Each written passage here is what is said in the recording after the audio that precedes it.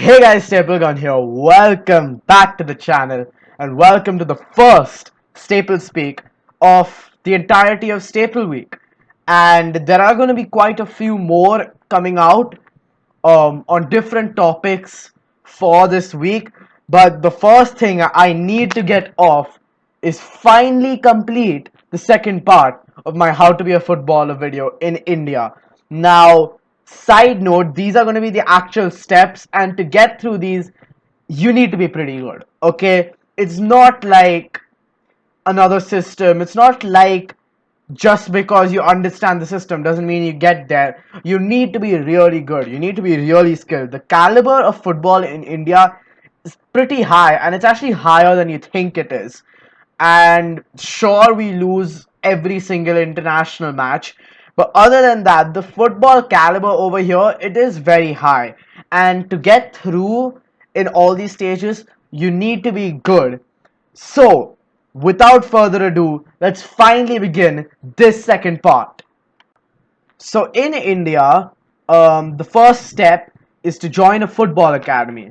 Now, this is a pretty easy step. This is the simplest step out of all of the steps, and it's pretty frank and it's pretty straightforward. Join a football academy because most football academies in India have certified teams that are allowed to play in this tier system with certified coaches allowed to coach in these tier systems.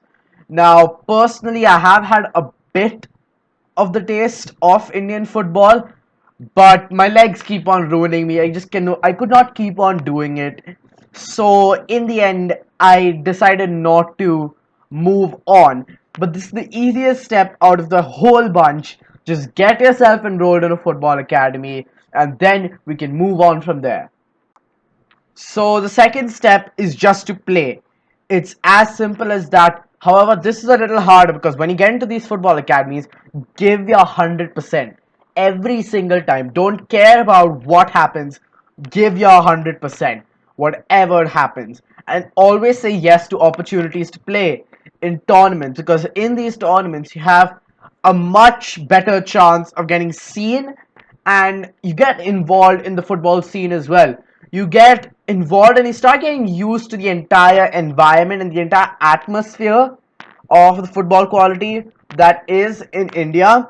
And if you impress in these, obviously you go into trials, and always make sure that your manager and or your coach knows what your favorable position is. Make them know the position that you feel the most confident in, and make sure that they know and their input gets through to you. Get every single piece of advice you can from your coaches because they probably know better than you. But anyway, on to the third step.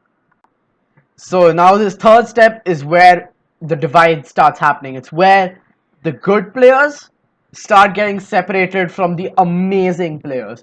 This is a step where you have to start impressing teams. Now, India's system has changed a bit and it's accommodated the youth league, which is one of the best innovations. It's a youth league, basically. It's a league format where all these academies can play. They're under 13s, they're under 14s, they're under 7s, they're under 10s.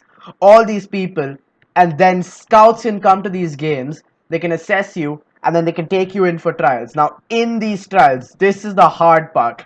You need to make sure you can show your quality, and you need to make sure that you are quality. Now, in this, you have to try and impress without showing off. You have to be skillful but not flashy. You need to speak a statement, but you don't need to be so loud and attract all the attention towards you. Maybe sometimes the best thing in all these trials is just sticking to your game. Don't change it whatsoever. Don't try anything new in any of these. It's just stick to what you know, do what you know, and stick to the advice that had been taking you to this level so far. And if you just continue doing that, like that itself, you could probably make teams. So if you reach this step, this is the last step I'm going to be talking about, then you have made it and you're one of the top quality players. You're a top quality player, but now it's just a waiting game. You need to work horse your way up. You need to continue putting in consistent performances. You need to take the advice of your coaches. I need to continue the momentum you have. You need to stick to your game as always. Stick to your position. Don't change a single thing about you unless you really have a huge flaw that's still carrying you in this stage.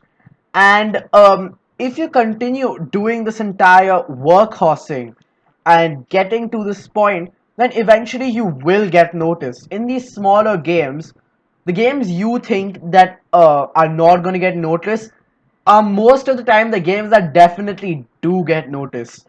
It's because scouts pick these sort of games where they know that this person may not be performing because he thinks it's not a big game. So I'm gonna hit this game and I'm gonna make sure that even in these sort of games, he's giving his 100% and he's making sure that he's in, week out. Hard work is absolutely essential. And if you reach this stage, you could make it. You have made it probably, but you can make it to something bigger than yourself. And this is where we go to the outro. Okay, guys, if you liked the video, please like, share, and subscribe if you are new. I think this is the first video I made that's under the 10-minute mark. So, this is a good new breath of fresh air. Staple Week is alive and well. Tomorrow, there's going to be an Ipswich Career Mode episode. And if you like what you're saying, please let me know down in the comments. If you don't like what you're saying, still let me know. And until tomorrow, which is the next day of this huge week, until then, peace.